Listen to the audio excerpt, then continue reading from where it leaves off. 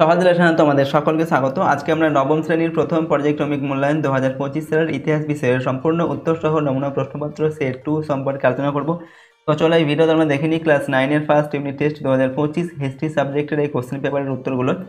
এখানে তোমাদের দেখো পরীক্ষায় পূর্ণমান দেওয়া থাকবে 40 নম্বর প্রথম ইউনিট টেস্টে এবং সময় থাকবে 1 ঘন্টা 15 মিনিট। যদি এই প্রশ্নদের পিডিএফ ফাইল তোমরা পেতে চাও তাহলে সহজ লেসন অ্যাপটি ইনস্টল করবে। অ্যাপের লিংক ডেসক্রিপশন বক্সে দেওয়া আছে, সেখান থেকে তোমরা অ্যাপটিকে ডাউনলোড করে চাইলে প্রশ্নদের পিডিএফগুলো নিতে পারো। দেখো এখানে প্রথম প্রশ্ন দেওয়া আছে 1 নম্বর দেখে সঠিক উত্তরটি বেছে নিয়ে লেখো। 10টি প্রশ্ন দেওয়া আছে, প্রশ্নের মান হচ্ছে 1 নম্বর করে।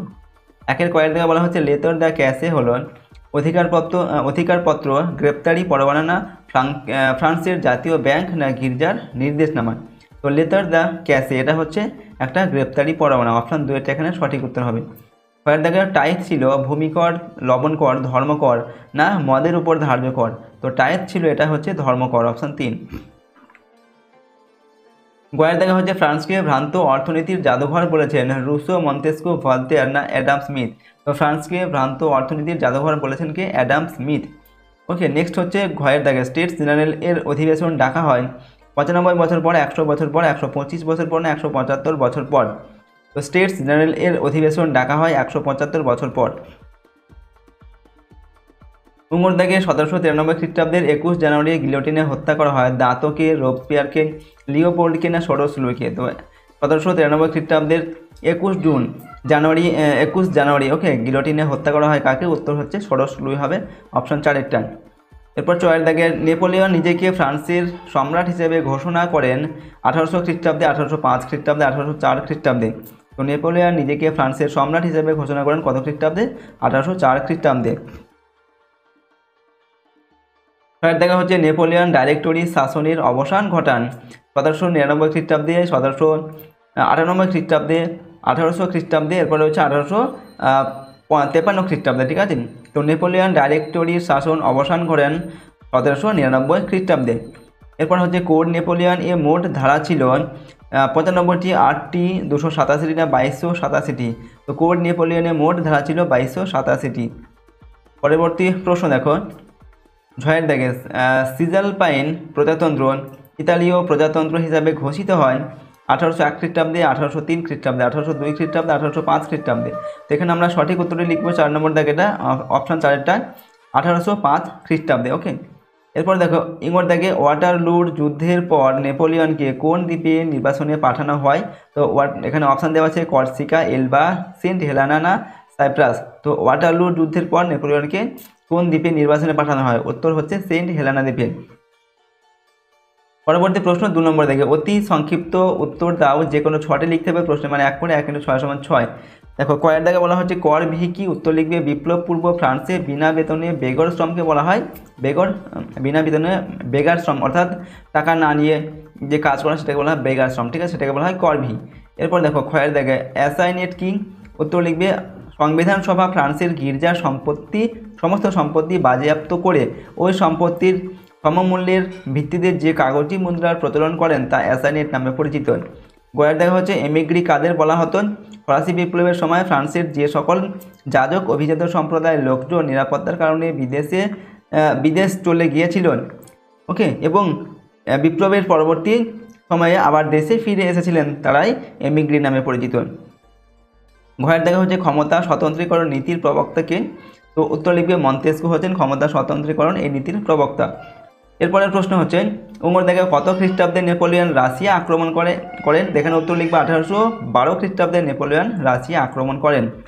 ছয়ের দেখা প্রশ্ন হচ্ছে নীল নদের যুদ্ধ কাদের মধ্যে হয়েছিল? তো ফ্রান্স ও ইংল্যান্ডের মধ্যে নীল নদের যুদ্ধ হয়েছিল। ছয়ের দেখা বার্লিন ডিক্রি কি? এখানে উত্তর লিখবে 1806 খ্রিস্টাব্দে নেপোলিয়ন যে হুকুমনামা জারি করে ইংল্যান্ডের বিরুদ্ধে অর্থনৈতিক অবরোধ ঘোষণা করেন তা বার্লিন ডিক্রি নামে পরিচিত। বর্গীয় যোদ্ধাকে হচ্ছে লিপজিগের যুদ্ধ কত খ্রিস্টাব্দে হয়? এখানে উত্তর লিখবে 1813 খ্রিস্টাব্দে লিপজিগের যুদ্ধ হয়। নেক্সট দেখো 3 নম্বর দেখা 2টি বা 3টি বাক্য উত্তর দাও, যে কোনো 4টি এখান থেকে প্রশ্নের উত্তর লিখতে হবে। 2 × 4 = 8। প্রথম প্রশ্ন হচ্ছে টেনিস কোর্টের শপথ কি? উত্তর লিখবে ফরাসি জাতীয় সভার তৃতীয় সম্প্রদায়ের সদস্যরা 1789 খ্রিস্টাব্দের 20 জুন আইনসভায় প্রবেশ করতে গিয়ে দেখেন যে সভাকক্ষ বন্ধ রয়েছে। এরপর ক্ষুব্ধ সদস্যরা মিরাবো ও আবেসিয়াসের নেতৃত্বে নিকটবর্তী টেনিস খেলার মাঠে জড়ো হয়ে শপথ গ্রহণ করেন যে ফ্রান্সের জন্য একটি নতুন সংবিধান রচনা না করা পর্যন্ত তারা ঐক্যবদ্ধভাবে কাজ করে যাবেন। এই ঘটনা টেনিস কোর্টের শপথ নামে পরিচিত। এরপর ক্ষয়ের দাগে ব্রান্সউইক ঘোষণা কি? তো প্রাশিয়ার রাজা দ্বিতীয় ফ্রেডারিক উইলিয়াম ষোড়শ লুইকে সাহায্য করতে বদ্ধপরিকর ছিলেন। ফ্রান্স যখন অগ্নিগর্ভ, তখন রাজার নির্দেশে অস্ট্রিয়া ও প্রাশিয়ার যৌথ সেনাধ্যক্ষ ডিউক অফ ব্রান্সউইক এক ঘোষণাপত্রে জানান, ফরাসি রাজপরিবারের নিরাপত্তা কোনোভাবে বিঘ্নিত হলে তিনি প্যারিস ধ্বংস করে দেবেন। ফরাসি জাতির প্রতি চরম অপমানজনক এই ঘোষণায় ব্রান্সউইক ঘোষণা নামে পরিচিত। নেক্সট হচ্ছে গোয়ার দাগে থার্মিদোরীয় প্রতিক্রিয়া কি? তো রোবসপিয়ার সন্ত্রাসের শাসনের দ্বারা ফ্রান্সের ব্যাপক হত্যাকাণ্ড চালান। এতে আতঙ্কিত হয়ে জ্যাকোবিন দল 1794 সালের 27 এপ্রিল রোবসপিয়ার ও তার অনুগামীদের বন্দি করে গিলোটিনে হত্যা করেন। এই ঘটনা থার্মিদোরীয় প্রতিক্রিয়া নামে পরিচিত। গোয়ার দাগে হচ্ছে শত দিবসের রাজত্ব কি? তো 1815 খ্রিস্টাব্দের শুরুতে ফ্রান্সে গোলযোগের পরিস্থিতিতে নেপোলিয়ন এলবা দ্বীপের নির্বাচন থেকে পালিয়ে ফ্রান্সে ফিরে আসেন। ওকে, মার্চ 1815 খ্রিস্টাব্দে। সাধারণ মানুষ তাকে সাদর অভ্যর্থনা জানালে রাজা অষ্টাদশ লুই সিংহাসন ছেড়ে পালিয়ে যান। এরপর তিনি 20 মার্চ থেকে 29 মার্চ 1815 খ্রিস্টাব্দ, ঠিক আছে, এই সময় পর্যন্ত মোট 100 দিন রাজত্ব করেন। এই ঘটনা শতবর্ষের রাজত্ব নামে পরিচিত, ঠিক আছে, 100 দিবসের রাজত্ব নামে পরিচিত, ঠিক আছে। নেক্সট হচ্ছে ওমর দাগের ট্রাফালগারের যুদ্ধ কবে কাদের মধ্যে হয়েছিল? তো 1805 খ্রিস্টাব্দে ট্রাফালগারের নৌযুদ্ধ সংঘটিত হয়েছিল। আর এই যুদ্ধ ফ্রান্স ও ইংল্যান্ডের মধ্যে হয়েছিল, ঠিক আছে, ফ্রান্স ও ইংল্যান্ডের মধ্যে ট্রাফালগারের নৌযুদ্ধ সংঘটিত হয়। এবার দেখে অর্ডার ইন কাউন্সিল কি? এখানে উত্তর লিখবে 1806 খ্রিস্টাব্দে বার্লিন ডিক্রি জারি করে ফরাসি সম্রাট নেপোলিয়ন ইংল্যান্ডের বিরুদ্ধে তার মহাদেশীয় অবরোধ ব্যবস্থা জারি করেছিলেন। মহাদেশীয় ব্যবস্থার বিরুদ্ধে ইংল্যান্ডও 1807 খ্রিস্টাব্দে ফ্রান্স ও তার মিত্র দেশগুলির বিরুদ্ধে অর্ডার ইন কাউন্সিল নামে পাল্টা একটি অবরোধ ব্যবস্থা জারি করেছিলেন, ঠিক আছে, যেটা হচ্ছে অর্ডার ইন কাউন্সিল। 4 নম্বর দেখে 7-8টি বাক্যে উত্তর দাও, যে কোনো দুটি করতে হবে, ঠিক আছে। প্রশ্নের মান 4 নম্বর করে, 4 দুগুণে 8 নম্বর। প্রথম প্রশ্ন কয়ের দেখে বাস্তিল দুর্গের পতন ও তার গুরুত্ব লেখন। তো দেখো, বাস্তিল দুর্গের পতনের কারণগুলো কি? 1 নম্বর হচ্ছে রাজার পদক্ষেপ, প্রবল চাপে পড়ে ষোড়শ লুই বুর্জোয়াদের দাবি মেনে নিলেও তিনি মন থেকে এই ঘটনা মেনে নিতে পারেননি। তিনি প্যারিস ও ভার্সাইয়ের প্রায় 30,000 সেনা মোতায়েন করেন। এরপর ষোড়শ লুই জনপ্রিয় অর্থমন্ত্রী নেকারকে পদচ্যুত করেন। 2 নম্বর হচ্ছে উন্মত্ত জনতা। নেকারের পদচ্যুতির ফলে প্যারিসের উন্মত্ত জনতা হিংসার পথে পা বাড়ায়। রাস্তায় ব্যারিকেড তৈরি হয়, জনতা অস্ত্রের দোকান ও গির্জাগুলিতে লুণ্ঠন চালায়। এরপর দেখো 3 নম্বর দেখে প্যারিসের পরিস্থিতি। এই সময় খাদ্যের দাবিতে হাজার হাজার মানুষ গ্রাম থেকে এসে প্যারিসের উত্তেজিত সাধারণ মানুষের সঙ্গে মিলিত হলে পরিস্থিতি ভয়ঙ্কর হয়ে ওঠে। সশস্ত্র জনতা সরকারি দপ্তরগুলিতে আক্রমণ চালিয়ে বহু নথিপত্র পুড়িয়ে দেয়, অস্ত্রাগার লুণ্ঠন করে। এরপর 7-8 হাজার মানুষ 1789 খ্রিস্টাব্দে 14 জুলাই কুখ্যাত বাস্তিল দুর্গের রক্ষীদের হত্যা করে দুর্গটি দখল করে এবং বন্দীদের মুক্তি করে দেয়, ঠিক আছে। এগুলো হচ্ছে বাস্তিল দুর্গের পতনের কারণ। এবার দেখো বাস্তিল দুর্গের পতনের গুরুত্ব। 1 নম্বর হচ্ছে রাজার নৈতিক শিকার। বাস্তিলের পতনের পর আতঙ্কিত রাজা প্যারিসে এসে বিপ্লবের তেরঙ্গা অর্থাৎ লাল নীল সাদা এই পতাকাকে ফ্রান্সের প্রতীক বলে মেনে নেন। 2 নম্বর হচ্ছে স্বৈরাচারী রাজতন্ত্রে আঘাত। বাস্তিলের পতনে রাজতন্ত্র ও সামন্ততন্ত্রের উপর প্রত্যক্ষ আঘাত আসে। এর ফলে রাজতন্ত্রের প্রতিরোধ ক্ষমতা ভঙ্গুর হয়ে পড়ে, ঠিক আছে। পরের প্রশ্ন দেখুন, ফাইভ দেখে ফ্রান্সের সন্ত্রাসের শাসন শুরু হওয়ার কারণ ও গুরুত্ব উল্লেখ করো। তো ফ্রান্সের সন্ত্রাসের শাসন শুরু হওয়ার কারণ কি? 1 নম্বর হচ্ছে দেশের বিভিন্ন স্থানে প্রতি বিপ্লবী শক্তি বিপ্লবকে ধ্বংস করার চেষ্টা করেছিল। আর 2 নম্বর হচ্ছে বিভিন্ন বৈদেশিক শক্তি ফ্রান্স আক্রমণের পরিকল্পনা করেছিল, ঠিক আছে। এবার এর গুরুত্ব দেখুন। ফ্রান্সের সন্ত্রাসের যে শাসন শুরু হওয়ার গুরুত্ব হচ্ছে 1 নম্বর, ফ্রান্সের সন্ত্রাসের শাসনের প্রধান গুরুত্ব হলো এই শাসনের ফলে ফ্রান্সের অভ্যন্তরীণ প্রতি বিপ্লব দমিত হয়।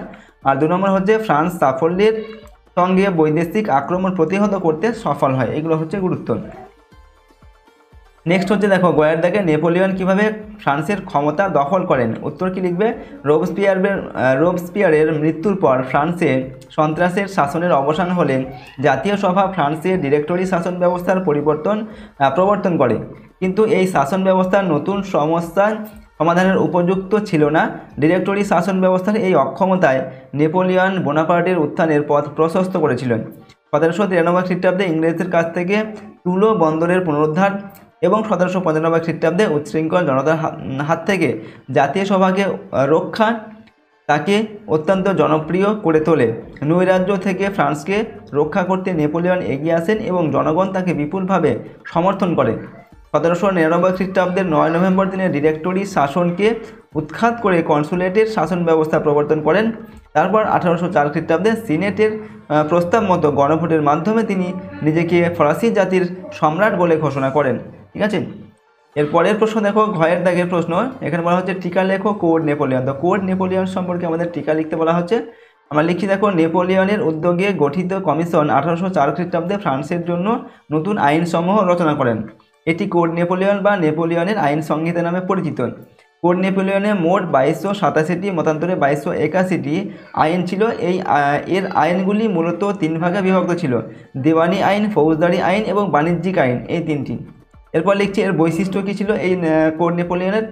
কোড নেপোলিয়নের দ্বারা আইনের চোখে দেশের সকল নাগরিকের মধ্যে সাম্য প্রতিষ্ঠা করা হয়, সামন্ততান্ত্রিক অসাম্যের বিলোপ ঘটানো হয়, যোগ্যতার ভিত্তিতে সরকারি চাকরিতে নিয়োগের ব্যবস্থা করা হয়, ব্যক্তি স্বাধীনতার স্বীকৃতি দেওয়া হয়, সম্পত্তির অধিকারকে স্বীকৃতি দেওয়া হয়, ধর্মীয় সহনশীলতার নীতি গ্রহণ করা হয় এবং অপরাধের শাস্তি হিসাবে জরিমানা, কারাদণ্ড, সম্পত্তি বাজেয়াপ্ত, মৃত্যুদণ্ড প্রভৃতির ব্যবস্থা করা হয়। এর ত্রুটিগুলো কী ছিল না, কোড নেপোলিয়নের বিভিন্ন ত্রুটিও ছিল। এতে সমাজে নারীর মর্যাদা হ্রাস করা হয়, স্ত্রীর উপর স্বামীর কর্তৃত্ব প্রতিষ্ঠিত হয়, পারিবারিক সম্পত্তির অধিকার থেকে নারীকে বঞ্চিত করা হয় এবং শ্রমিক শ্রেণী তাদের অধিকার থেকে বঞ্চিত হয়। ঠিক আছে, এগুলো হচ্ছে আমরা কোড নেপোলিয়ন সম্পর্কে লিখলাম। নেক্সট হচ্ছে দেখো 5 নম্বর দেখে 15টি বাক্যে উত্তর লেখো, যে কোনো একটি লিখতে হবে। প্রশ্নের মানে এখানে 8 নম্বর দেওয়া আছে। তো কয়ের দাগের প্রশ্ন দেখো, ফরাসি বিপ্লবে দার্শনিকদের ভূমিকা নিয়ে আলোচনা করো। আমরা লিখছি, ভূমিকা দিচ্ছি প্রথমে। 1789 খ্রিস্টাব্দে সংঘটিত ফরাসি বিপ্লবের পশ্চাতে দার্শনিকদের গুরুত্বপূর্ণ ভূমিকা ছিল। ফরাসি দার্শনিকগণ তাদের লেখনীর দ্বারা রাষ্ট্র ব্যবস্থার ত্রুটিপূর্ণ দিকগুলি দেশের সাধারণ মানুষের সামনে তুলে ধরেন। ফলে ফ্রান্সের শোষিত ও অবহেলিত মানুষের মনে বিপ্লবের বীজ রোপিত হয়। ঠিক আছে, দেখো প্রথম আমরা লিখছি ফরাসি বিপ্লবে দার্শনিকদের অবদান। প্রথম হচ্ছে মন্তেস্কো সম্পর্কে আমরা লিখছি। তো ফরাসি দার্শনিক মন্তেস্কো ছিলেন দেশের বঞ্চিত শ্রেণীর প্রাণপুরুষ। মন্তেস্কো তার দ্য স্পিরিট অফ লজ বা আইনের মর্ম নামক গ্রন্থে সম্রাটের স্বৈরাচারী শাসন ও স্বর্গীয় অধিকার তত্ত্বের তীব্র সমালোচনা করেন। তার পার্সিয়ান লেটার্স বা পার্সিয়ার পত্রাবলী নামে অপর একটি গ্রন্থে নিয়মতান্ত্রিক রাজতন্ত্রের সমর্থক মন্তেস্কো ফ্রান্সের পুরাতনতন্ত্র, অভিজাততন্ত্র ও স্বৈরাচারী রাজতন্ত্রের কঠোর সমালোচনা করেন। ক্ষমতা স্বতন্ত্রীকরণ নীতির সমর্থক মন্তেস্কো মানুষের ব্যক্তি স্বাধীনতা রক্ষার উদ্দেশ্যে দেশের আইন বিভাগ, শাসন বিভাগ, বিচার বিভাগকে পৃথক করার দাবি জানান। এরপর দেখো ক্ষয়ের দাগে ভলতেয়ার সম্পর্কে লিখছি আমরা। ভলতেয়ার ছিলেন ফ্রান্সের অন্যতম দার্শনিক, সাহিত্যিক এবং চিন্তাবিদ। তিনি ফ্রান্সের স্বৈরাচারী রাজতন্ত্রের তীব্র নিন্দা করেন। তিনি তীক্ষ্ণ ব্যঙ্গাত্মক রচনার মাধ্যমে ফরাসি গির্জার দুর্নীতি ও কুসংস্কার, অন্ধবিশ্বাস ও অত্যাচারকে আক্রমণ করেন। তিনি ক্যাথলিক গির্জাকে বিশেষ অধিকারপ্রাপ্ত উৎপাত বলে অভিহিত করেন। তার দুটি উল্লেখিত গ্রন্থ হলো কাঁদিদ ও দার্শনিকের অভিধান। ঠিক আছে, এরপর দেখো আমরা রুশো সম্পর্কে লিখছি। অষ্টাদশ শতকে ফ্রান্সের সর্বাপেক্ষা উল্লেখযোগ্য ও জনপ্রিয় দার্শনিক ছিলেন জ্যাক রুশো। তিনি তার সর্বাপেক্ষা উল্লেখযোগ্য সামাজিক চুক্তি গ্রন্থে রাজার ঐশ্বরিক ক্ষমতা যুক্তি সহকারে খণ্ডন করেন। তিনি বলেন যে রাষ্ট্রের সার্বভৌম শক্তির উৎস হলো জনগণ, কারণ জনগণের ইচ্ছা অনুসারে একদিন চুক্তি দ্বারা রাজার শাসন ক্ষমতা লাভ করেছিলেন। তাই রাজাকে যে কোনো সময় ক্ষমতাচ্যুত করার অধিকার জনগণের আছে। তিনি তার অসাম্যের সূত্রপাত গ্রন্থে বলেন যে মানুষ স্বাধীন হয়ে এবং সমান অধিকার নিয়ে জন্মায়, কিন্তু বৈষম্যমূলক সমাজ ব্যবস্থা তাকে দরিদ্র ও পরাধীন করে। এবার দেখো আমরা উপসংহার লিখছি। ফ্রান্সে বিপ্লব সংঘটিত হওয়ার ক্ষেত্রে উপরোক্ত দার্শনিকদের অতি নগণ্য অবদান ছিল বলে কোনো ঐতিহাসিক মনে করেন। অবশ্য ঐতিহাসিক রাইকার্ড, চেতোব্রিয়া, টেইন, রুস্তান প্রমুখ ফরাসি বিপ্লবের জন্য দার্শনিকদের ভূমিকা স্বীকার করেছেন। এখানে তোমাদের আরেকটি প্রশ্ন দেওয়া হয়েছে ক্ষয়ের দাগে, মহাদেশীয় অবরোধ ব্যবস্থা বলতে কী বোঝো? এই ব্যবস্থা নেপোলিয়নের পতনের জন্য কতটা দায়ী ছিল? তো দেখো আমি উত্তর লিখছি, মহাদেশীয় অবরোধ ব্যবস্থা কি না, ফরাসি সম্রাট নেপোলিয়ন বার্লিন, মিলান, ওয়ারাস, ফতেনব্লু প্রভৃতি ডিক্রির মাধ্যমে ইংল্যান্ডের বিরুদ্ধে অর্থনৈতিক অবরোধ ঘোষণা করে বলেন যে ইংল্যান্ডের কোনো জাহাজ ইউরোপের কোনো বন্দরে প্রবেশ করতে পারবে না এবং ইউরোপের কোনো রাষ্ট্র ইংল্যান্ড থেকে পণ্য আমদানি করতে পারবে না। এই নীতি মহাদেশীয় ব্যবস্থা বা মহাদেশীয় অবরোধ ব্যবস্থা বা কন্টিনেন্টাল সিস্টেম নামে পরিচিত। ঠিক আছে, তো এই নেপোলিয়নের পতনে মহাদেশীয় অবরোধের ভূমিকা কীরকম ছিল? উত্তর লিখছি আমরা 1 নম্বর দিয়ে, ফ্রান্সের অর্থনৈতিক ক্ষতি। নেপোলিয়নের মহাদেশীয় অবরোধ ব্যবস্থা পরোক্ষে ফ্রান্সের অর্থনীতির যথেষ্ট ক্ষতি করে। ইংল্যান্ডের অর্ডার ইন কাউন্সিল নামে নৌ প্রতিরোধের ফলে ফ্রান্সের সামুদ্রিক বাণিজ্য যথেষ্ট ক্ষতিগ্রস্ত হয়, ফলে ফ্রান্সের শ্রমিক ছাঁটাই, বেকার সমস্যা প্রভৃতি ভয়াবহ আকার ধারণ করে। এরপর দেখো 2 নম্বর দিয়ে লিখছি উপকূল দখল। নেপোলিয়ন জোর করে মহাদেশীয় অবরোধ প্রথা কার্যকর করতে গিয়ে ইউরোপের উপকূল অঞ্চলের প্রায় 2000 মাইল অঞ্চল দখল করে নেন। ঠিক আছে, এছাড়া বহু নিরপেক্ষ ও শান্তিপূর্ণ দেশ তিনি দখল করে নিলে বিভিন্ন দেশে তার বিরুদ্ধে বিদ্রোহ শুরু হয়। 3 নম্বর হচ্ছে ব্যয়ভার।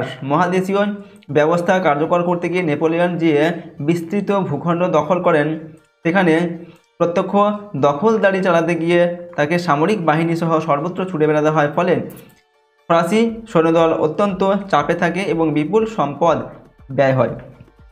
4 নম্বর রোম ও হল্যান্ডে অসন্তোষ। রোম ও হল্যান্ড মহাদেশীয় ব্যবস্থা মানতে অস্বীকার করায় নেপোলিয়ন সেখানে হস্তক্ষেপ করেন। তিনি রোমের শাসক পোপকে সিংহাসনচ্যুত করে তাকে বন্দি করলে খ্রিস্টান ক্যাথলিক জগৎ প্রচণ্ড ক্ষুব্ধ হয়। হল্যান্ডের শাসক লুই নেপোলিয়নের ভ্রাতা তাকে তিনি সিংহাসনচ্যুত করে হল্যান্ড দখল করেন। ঠিক আছে, তো দেখো এইগুলো ছিল মহাদেশীয় ব্যবস্থার যে প্রয়োগ করার ফলে নেপোলিয়ন যে কারণ, সেই কারণগুলিকে আমরা এখানে লিখলাম। ঠিক আছে, তো আজকের এই ভিডিওতে আমি তোমাদের ক্লাস 9-এর ফার্স্ট ইউনিট টেস্ট হিস্ট্রি সাবজেক্টের একটি মডেল কোশ্চেন পেপারের উত্তর আমরা এখানে আলোচনা করলাম। প্রশ্নগুলো তোমরা ভালোভাবে কিন্তু মুখস্থ করবে, এগুলো তোমাদের যে ফার্স্ট ইউনিট টেস্টের পরীক্ষা সেখানে কিন্তু খুবই গুরুত্বপূর্ণ এই সমস্ত প্রশ্নোত্তরগুলো। ঠিক আছে, কাজে এই সমস্ত প্রশ্নোত্তর কিন্তু অবশ্যই তোমরা ভালোভাবে প্র্যাকটিস করে রাখবে। আর আমাদের এই চ্যানেলে যদি তোমরা নতুন হয়ে থাকো অবশ্যই চ্যানেলটিকে সাবস্ক্রাইব করবে এবং পাশের বেল আইকনে প্রেস করে অল অপশনটিকে সিলেক্ট করবে, ভিডিওটিতে লাইক করবে এবং ভিডিওটি বন্ধুবান্ধবের সঙ্গে অবশ্যই শেয়ার করবে। আর কমেন্ট বক্সে নিজেদের মতামত অবশ্যই লিখে জানাবে। যদি তোমরা পিডিএফ ফাইল পেতে চাও তাহলে সহজ লেসন অ্যাপটি ইনস্টল করবে, অ্যাপ লিংক ডেসক্রিপশন বক্সে দেওয়া আছে, সেখান থেকে তোমরা অ্যাপটিকে ডাউনলোড করে চাইলে প্রশ্নের পিডিএফগুলো নিতে পারো। তো চলো আজকের এই ভিডিওটিকে এখানে শেষ করছি। সম্পূর্ণ ভিডিওটি দেখার জন্য অসংখ্য ধন্যবাদ।